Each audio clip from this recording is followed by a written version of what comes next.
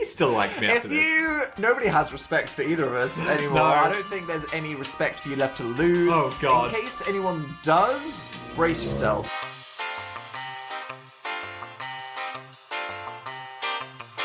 It was 2 days before we're moving. We're surrounded by boxes. We're very, very stressed, okay? Yes. I wear glasses.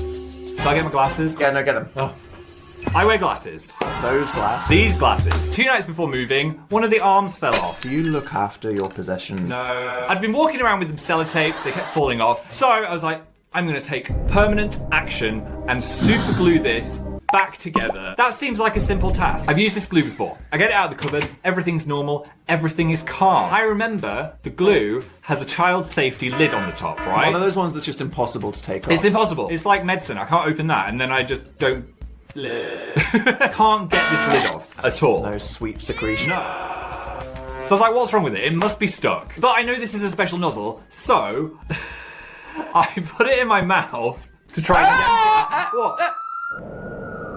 I put it in my mouth and I thought I'm just gonna pull it off and then I'll have my sweet, sweet glue. Which, I understand your thinking. Tired logic. If you thought it was just stuck and you really needed to just go, oh, for God's sake, rip it off. If it was anything other than glue, I'd think you're maybe normal. Here's the thing. Child safety lid was already off. The lidless glue nozzle had dried glue in the end. So of course Phil trying to twizzle the tip of the glue shaft. It wasn't going to do anything. No. There was nothing to twist or turn or pop or open. It was just an open bottle of No super lid. glue with a glue congestion in the tip. And then Phil was twisting it in his mouth. Guess what happened? The little glue congestion came off and I felt a little something go into my mouth. I wasn't sure, but I did a big swallow. I was like, that was a strange swallowing sensation. Now this glue, it does have a big warning label on the back, and it says, it bonds skin and eyes in seconds.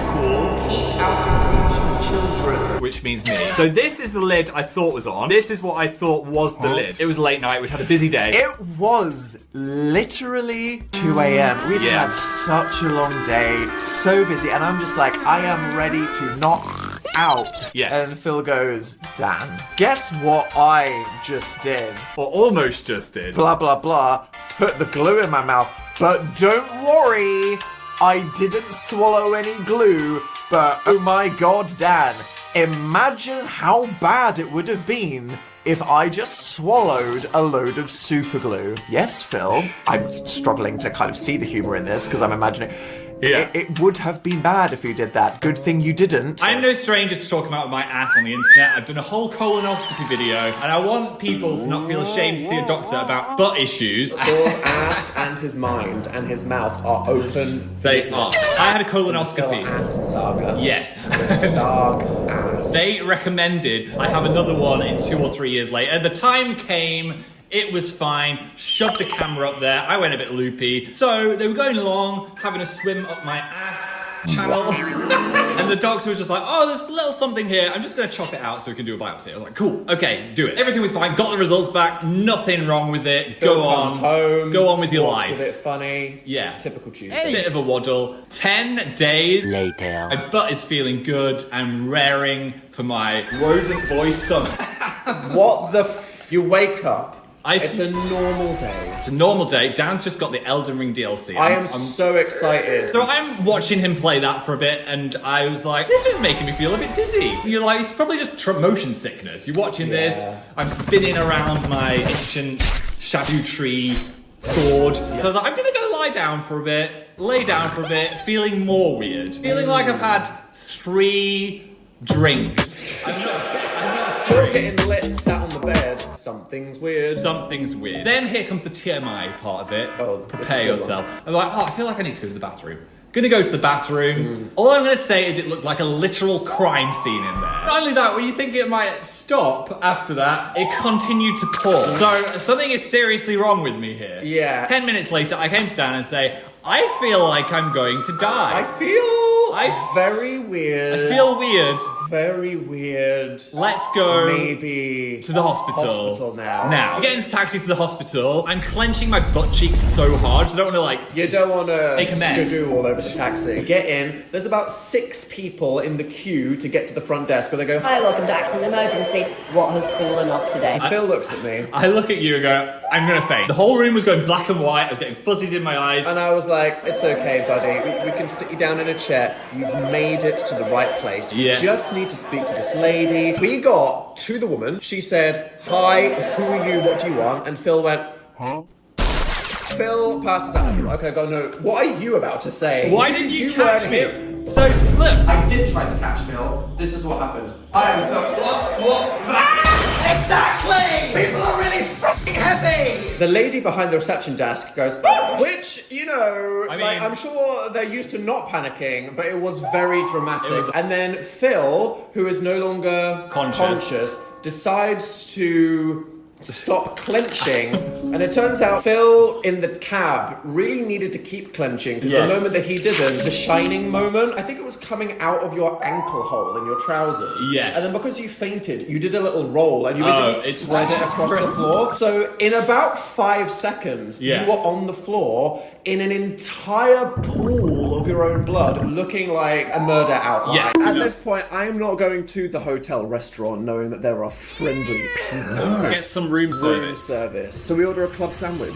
Classic choice, first day of a holiday. Yeah. There is nothing controversial about toast, and so we eat. The next morning, you were a bit weird. I was Phil. a bit pale, clammy, sweaty. I asked you point blank, I did, like, are you okay, brother? You seem a bit green. And I was like, I'm feeling a bit jet lagged. I'm just gonna take it easy this morning. And I bought it.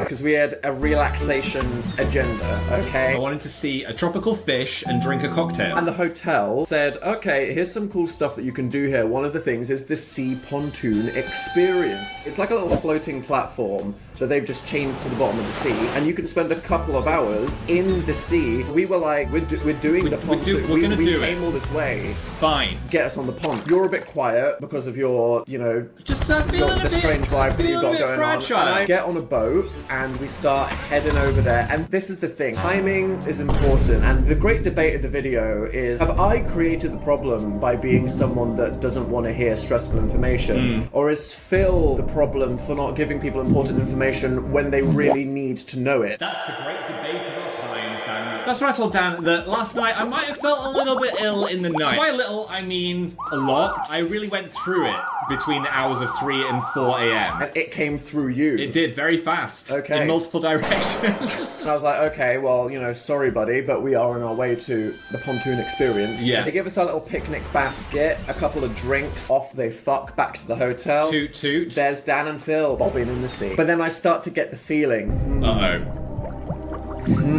is these waves, are they a bit intense? Because I'm feeling a bit queasy. But you're normally fine on a boat. I'm normally fine. Phil's like, see you later, buddy, I'm gonna get in these fish. I did a dive Tom Daly would have been proud of. And then things went south. I went from 0 to 100 real quick, and I had a bit of a Squirtle-used hydro pump.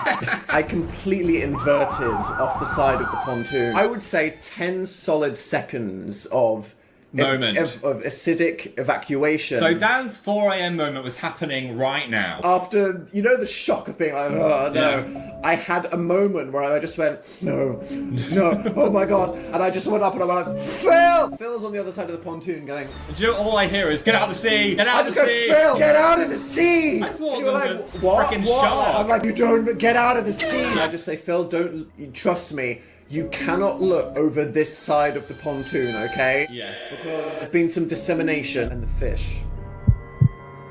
Did they like it? No! This is a horrible video. This is the moment where Phil has a lightning bolt where he's like, oh, maybe it is time to communicate with Dan. We've clearly both got food poisoning. Yeah. And you've told me this after the fact. I wanted you to have a nice But time. no, because this morning you were just feeling a bit jet lagged, and then the sea was a bit wavy, but now he's like, oh, by the way, we both are definitely in extreme danger. I'm not wasting frickin' $50 on this pontoon. We're going on the pontoon, clenching or not.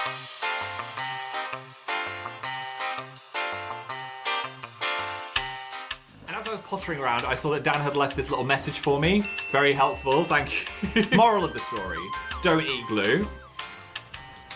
Look after your health.